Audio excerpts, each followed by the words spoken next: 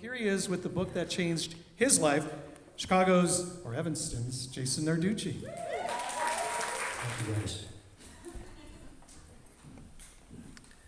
I currently have this kind of sinking feeling, and maybe this has happened to you guys, where you're asked to talk for 7 minutes, and 5 minutes of it is based on BDSM.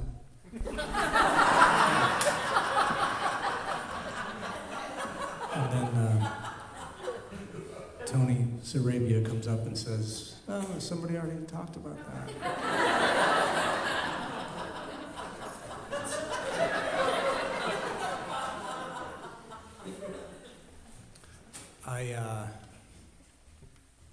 That's all I got.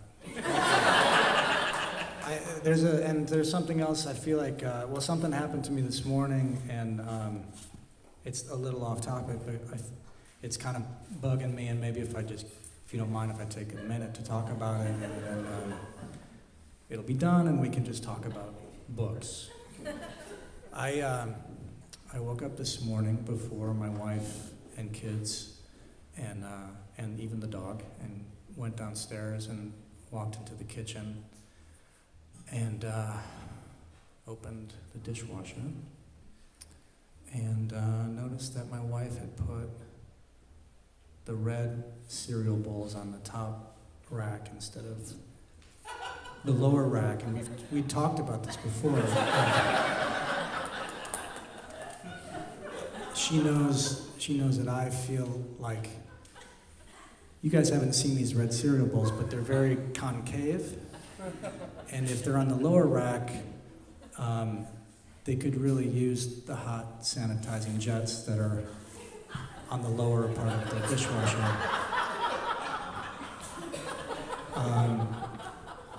I think it's going to be fine. I think we'll be able to talk through it. Anyways, thank you for bearing through. I'm honored to be here. I've never done anything like this before, and I do get asked questions about being a musician. I live in Evanston, and now that I'm middle-aged, I guess some people in the community kind of go, "Oh, there's the guy that sometimes gets work." And there are kids, I think they're aspiring musicians that come up to me and they ask me questions, and I want to be helpful, so I'm eager to help them. And probably the most often question that I get from these aspiring musicians is, why do you borrow money from my dad?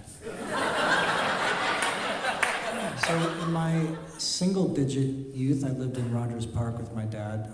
My parents had a bitter divorce, and somehow I ended up with the angry guy in Rogers Park.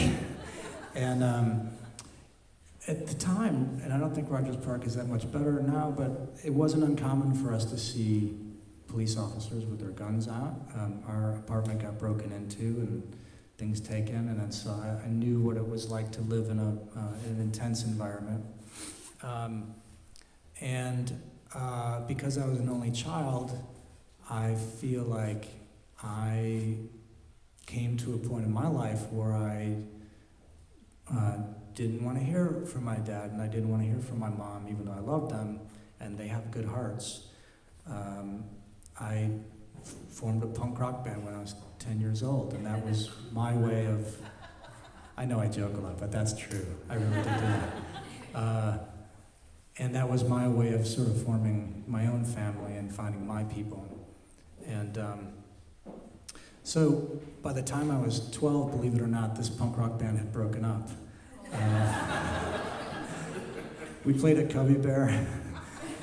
We played at schools and churches and battled the bands. Before I went through puberty, we broke up. And I had a 6th grade teacher when I was 12 years old, and she probably saw this mostly broken child. And she was a heavier woman, and she would often bring her mentally disabled daughter to our class, which I thought was so cool in retrospect. It gave us this new perspective and understanding and empathy. And one day she just walked up to me and handed me Black Boy by Richard Wright.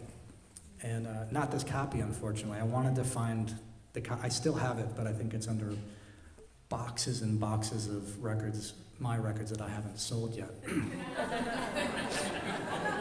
Yet. I'm relying on all you guys. And I remember that she didn't say anything about it. She just gave me this book, and it wasn't an assignment. It wasn't a part of her lesson. And I started reading it, and I tore into this thing. If you haven't read this, it's an autobiography about growing up in the 20s in the South, in severe poverty and distress and crisis and violence. And Richard's writing is powerful, but also the pacing is incredible. I've heard movie makers talk about how there was, the MTV changed everything about pacing and entertainment. And if you read this book that is so old at this point, it's mind-boggling how fast it is. Oh, I just got my 1 minute thing. I gotta go really fast, guys. Basically, this book gave me, and Richard, when you're reading this, you're going, I can't believe he survived this, and I can't believe what an amazing writer he is, but he did get through all this without schooling, and just through his curiosity and determination became this incredible writer. And I needed to hear that from another voice because I felt like I was in turmoil, nowhere near the turmoil that he was going through. But I feel like when you see great art, it makes you feel less alone. And I felt less alone when I read Richard Wright.